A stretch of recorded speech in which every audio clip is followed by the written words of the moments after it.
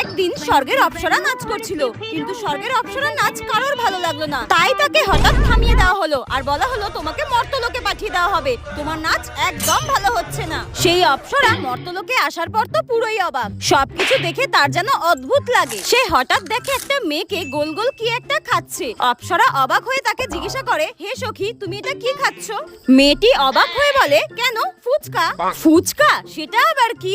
মেয়েটি অবাক হয়ে বলে, পাগল নাকি, আজকালকার দিনে ফুচকা খেতে জানে না, এরকম পাগল আছে নাকি? মেয়েটি অপ্সরাকে তো খুবই ঝাড়লো আর বললো, ফুচকা খাওয়ার সময় যত সব ডিস্টার্ব করতে চলে আসে, জানতো জান, বলে এইভাবে তাড়িয়ে দিল অপ্সরাকে। আর অপ্সরাও কিছু না বুঝতে পেরে চলে যায়। অপ্সরা মর্তে ঘোরাঘুরি করতে করতে হঠাৎ দেখে কিছু লোক নাক দিয়ে মুখ দিয়ে ধোঁয়া বের করছে, আর সেটা দেখে তো অপ্সরা একদমই অবাক। তারপর কিছু লোক তাকে জিজ্ঞাসা করে সে কে, আর সে বলে, আমি তো স্বর্গের অপ্সরা। এই কথাটা শুনে তো ওখানকার লোকেরা অপ্সরাকে পচা ডিম পচা টমেটো ছুঁড়ে মারতে থাকে, আর অপ্সরা ব্যথা পেয়ে কান্নাকাটি